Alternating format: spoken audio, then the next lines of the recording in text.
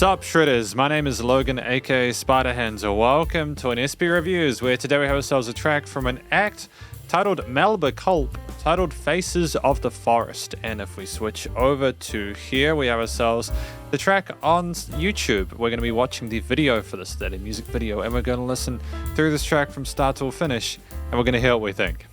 Let's go!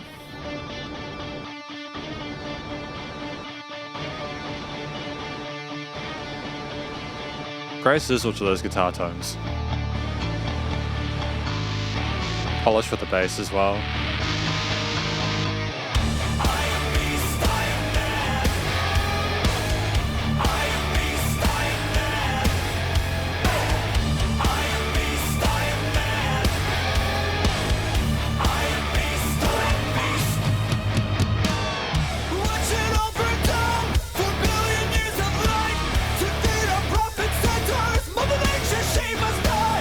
Have we got? We haven't got options for this. That's cool though.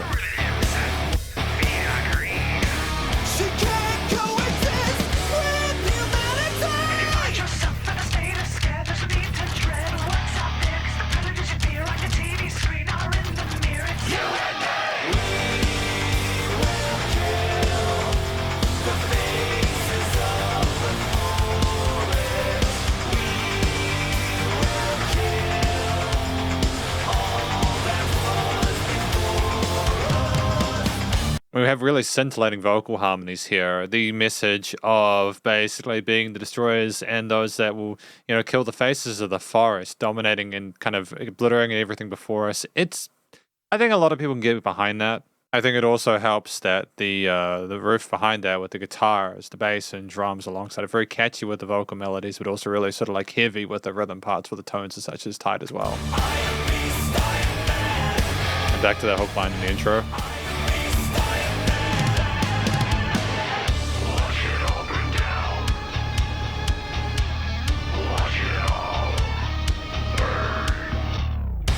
I like it.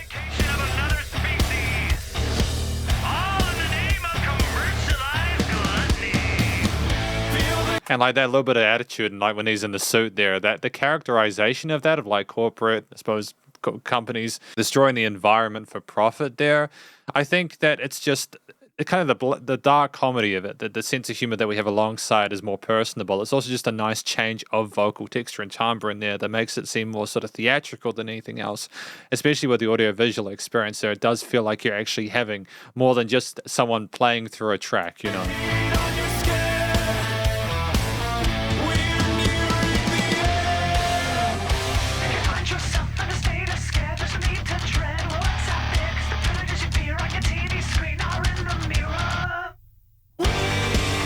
And great glitchiness to those guitar tones before as well.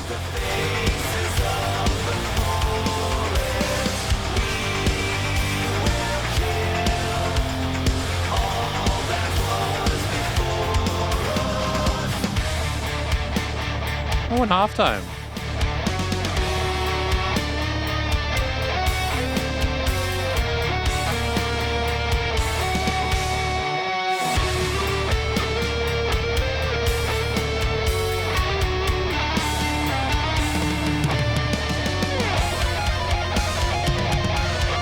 Great transition to the harmonies here with the guitars.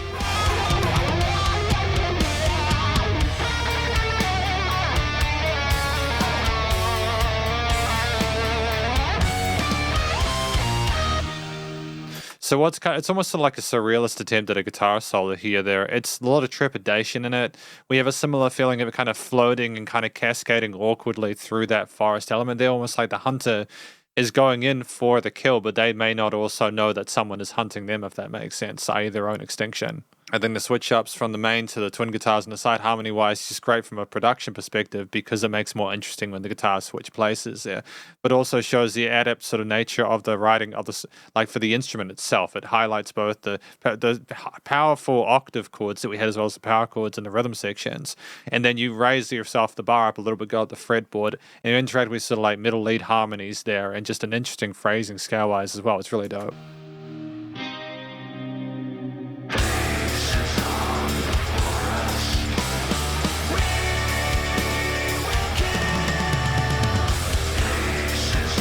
Oh.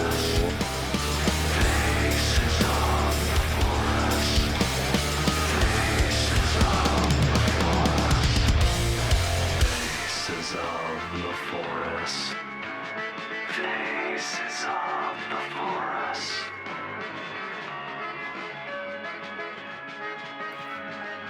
And the old-timey aesthetic with the honky-tonk piano, as well as things wind down and become more sort of sadistic and mutated. I think that's a fantastic choice to end the track with.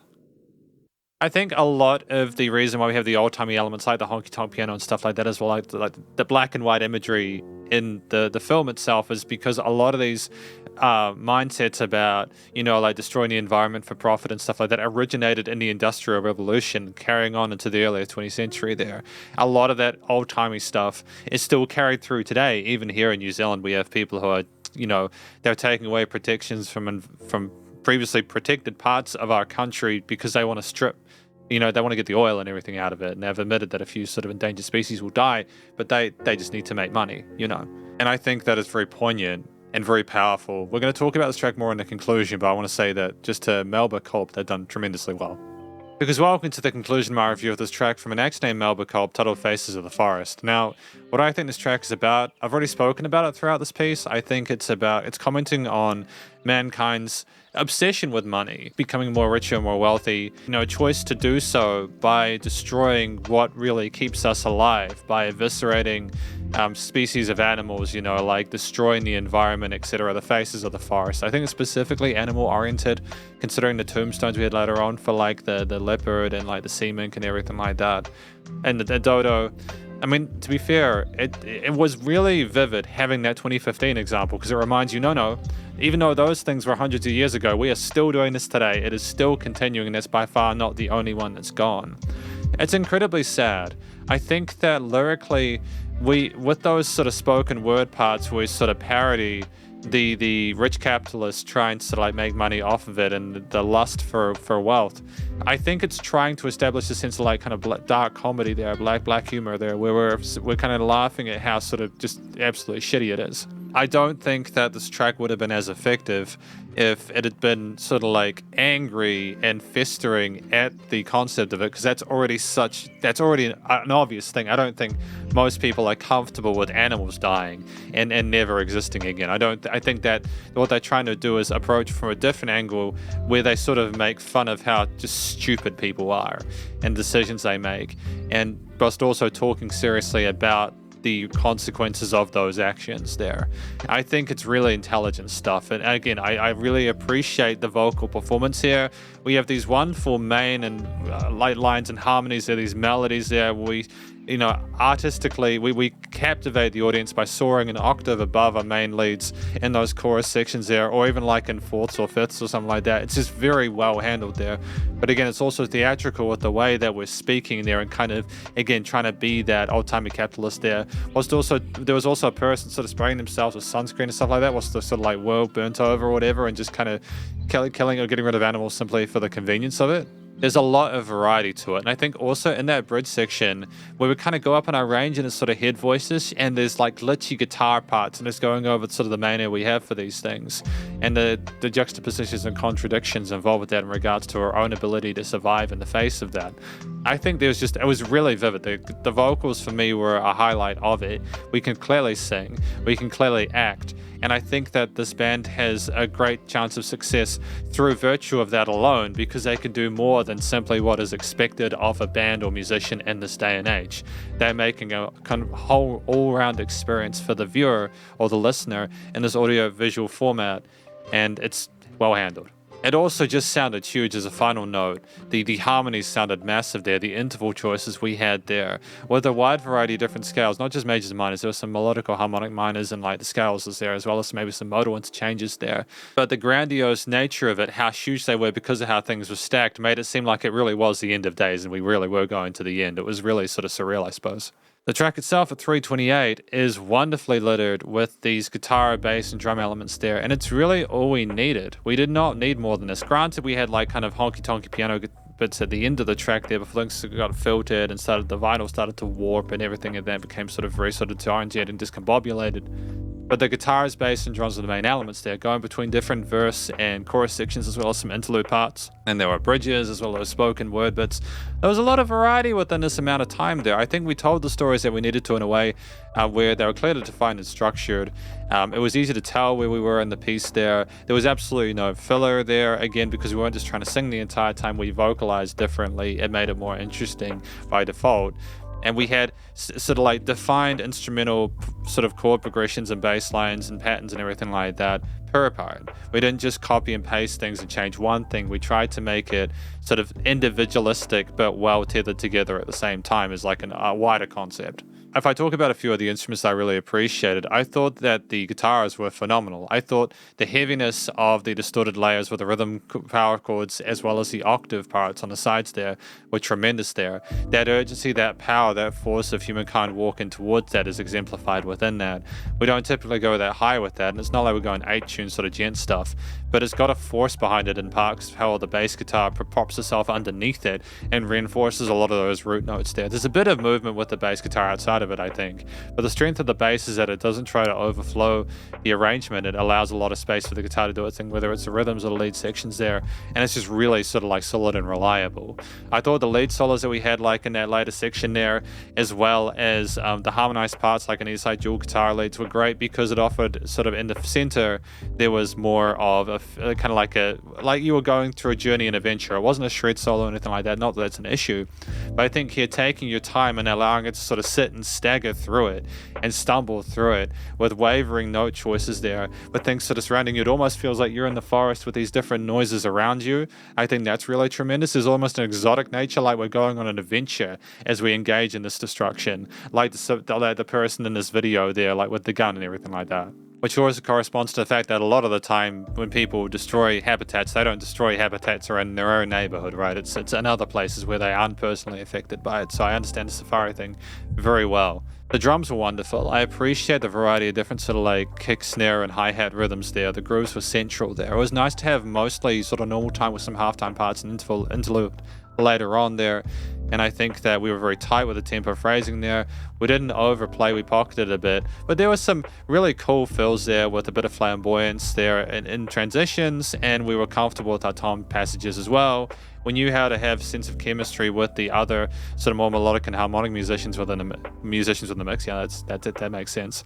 But also we knew how to make a great track and a banger at the same time and keep a sense of groove with the bass. The honky-tonk piano. I keep saying the honky-tonk. It reminds me of that kind of thing, that old-timey piano kind of is meant to sort of further reinforce the fact that these older sort of viewpoints that we had that we haven't really gotten past yet because it's just too easy to not really change things, that are what are going to lead to our eventual destruction. I appreciate that angle there. I think it's really deep, and I think it's kind of sadistic and twisted and kind of messed up in the way that it kind of sounds kind of peppy and poppy, but then of course it sort of distorts and fragments due to the vinyl processing and stuff like that within it. I think it's really cool.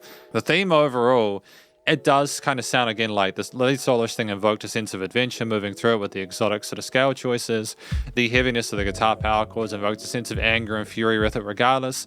Things got a bit quieter in some of those spoken parts so you could really pay attention to what the person was talking about. Almost like they were obsessed with their money and there was a moment of respite, but then boom, there was continuous damage and getting the other side of it. I think that even when the things went sort of like halftime, it was almost like preparing to go somewhere and maybe meet our fate. And then it ends, of course, with the sort of like distortion and that kind of like the filtering and mutation of the track at the end. So I think that ultimately it's a piece where it exemplifies the lyrics quite well. The vocals have a lot of real estate to sort of fly around in and do their thing. And the instrumental performances are tight without a note out of place. It's very well handled. It's a great song. The studio recording, mixing, and mastering is tight as well. The vocals are nice and clear in the mix there. There is interesting amounts of dynamic range, like for example in some of those bridge parts where it's just kind of weird, sort of fraggly, glitchy guitar bits there, rolling with like sort of frazzled, sort of like flat second parts and kind of blurring together.